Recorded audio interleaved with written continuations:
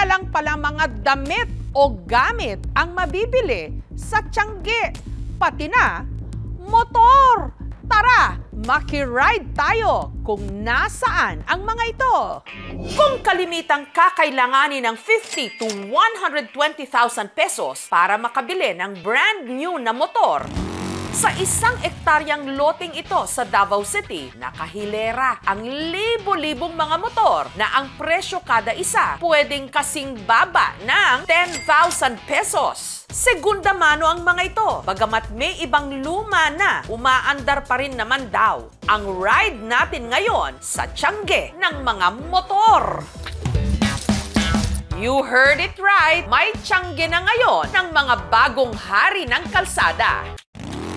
Ang mga motor na dinadala rito, yung mga naka-impound o kinumpiska ng Davao City LTO o Land Transportation Office. Yung mga na-impound po namin, hindi naman talaga sila pwede sa kalsada. May mga impoundable offenses po, katulad po nung walang rehistro, walang helmet, nagre-reckless driving, or may mga illegal na modification sa motor. Hinihingan po natin ng mga papeles po at mga dokumento at lisensya. Kung wala naman po maipresenta, ito yung mga hindi natubos sa loob ng 6 na buwan, kaya itinuring ng abandoned. At dahil 8 hanggang 10 motor ang nai-impound ng LTO kada araw, siksikan na sa impounding center. Yung for disposal at pati yung waiting, ma-deem pa siya for abandoned, nasa 1.3 to 1.4 motorcycle units po. Kaya ang naisip nilang solusyon, sa halip na tuluyan ng mga itong maluma, ipabid na lang. Yung actual bid po natin, pwede lang siya online Google Meet or Zoom. Sa actual, yung sa third bidding, usually face-to-face kami doon. Doon na po, medyo parang ukay-ukay na talaga yan siya.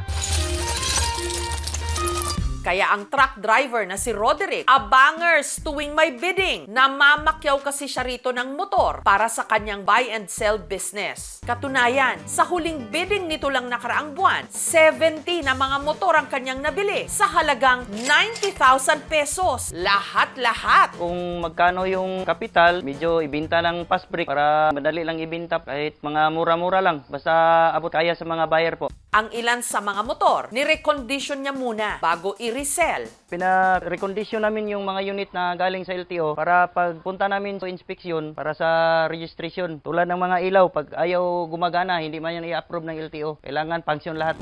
Isa pa sa mga nakapagpundar ng sariling motor, galing sa Moto Tiangge, ang machinist na si Raul. Mahirap po sir para sa akin kasi po. 3 rides po kasi mula po sa bahay, pababa ako, sasakay on tricycle, tapos sasakay na naman ako ng jeep ulit. Kaya si Raul, nagka-interes na bumili ng segunda manong motor. Taong 2021, naka-score siya ng motor sa halagang 10,000 pesos lang. Matipid po sir, una-una ang presyo niya, 12K lang po yung halaga. Samantala kung bumili ka ng brand new, nakakahalaga yun ng 78,000 ata pataas. At saka yung makina okay naman po, tininan ko naman, good as brand new po, kaya binili ko na lang.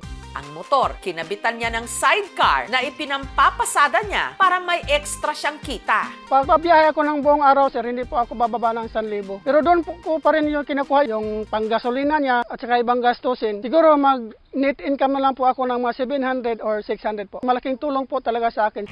Ito naman daw ang takbuhan na magustong magkamotor dito sa Santa Maria sa Bulacan. Lalo na yung mga hindi pa afford magbayad ng cash o ng isang bagsakan. Ang kailangan lang, cash app o online wallet. Paandar ito ng may-ari ng tindahan, ang mag-asawang Juan at Portia. Napansin din namin, meron tayong mga kapatid na manggagawa na hindi kumpleto yung requirements nila. So kahit na meron sana silang pambayad dahil may mga hanap buhay sila, hindi sila nakakapag-take out ng motor na hulugan. And then we found a way dahil naghahanap pa rin talaga sila ng installment. Pagka-process natin, after ilang days, papasok na rin yung amount dun sa aming bank. So we're gonna be fully paid by the cash app. So si cash app at saka si customer na talaga yung merong transaction. Hanggat verified o registered ang account mo sa cash application, wala nang hihinging ano pang dokumento mula sa bibili. Pwede silang magkaroon ng motor na walang CI, walang ID, kasi dapat verified na sila dun sa cash app. Ang mag-asawang Mary Joy at Jerome dumayo sa bilihan ng motor. Biglang nag-notify sa akin yung cash app. Nagulat ako, nakita ko, meron siyang 100K na available credit. Halos araw-araw daw kasing nagko-commute si Jerome na ang trabaho sa maintenance. tricycle, tapos Egypt. Pagbalikan naman Egypt, tapos tricycle ulit. Mahigit 100 nga po balikan. 1 oras kada araw ang kanyang binubuno sa pagko-commute. Pero kung meron daw sana siyang sariling motor, Mga 10 minutes. Kapag nakamotor ka, Mas mabilis, hindi siya malilate. hanggang sa si Jerome, meron ng natipuhan na nagkakahalaga ng 74,000 pesos. Huhulugan lang daw niya ito ng 2,100 pesos kada buwan sa loob ng 3 taon. Super satisfied po. Answered prayer na rin. Iniisip na lang po namin kung paano namin siya babayaran monthly. Mga dapat nila i-consider in taking a loan in a cash app, kaya ba nilang bayaran ito? Nasa range ba to ng 10% lamang ng monthly income nila? Kasi baka mahirapan na silang i-sustain or bayaran ang loan na ito.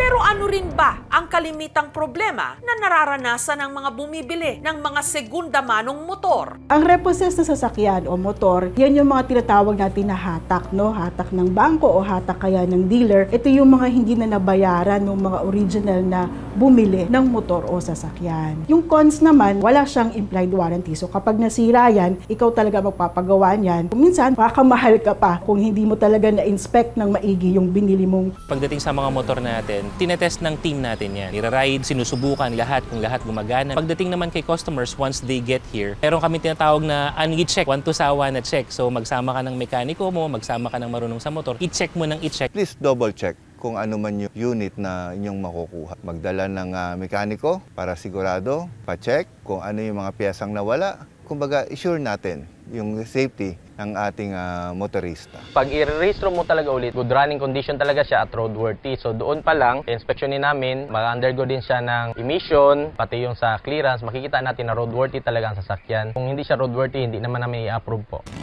Hindi na lang nga mga damit o kung ano-anong gamit ang nasa Tiangge ngayon, pati na rin ang in-demand na mga motor. Kailangan lang kilatising maigi ang inyong bibilhin. Huwag maging kamote rider. And God bless your ride.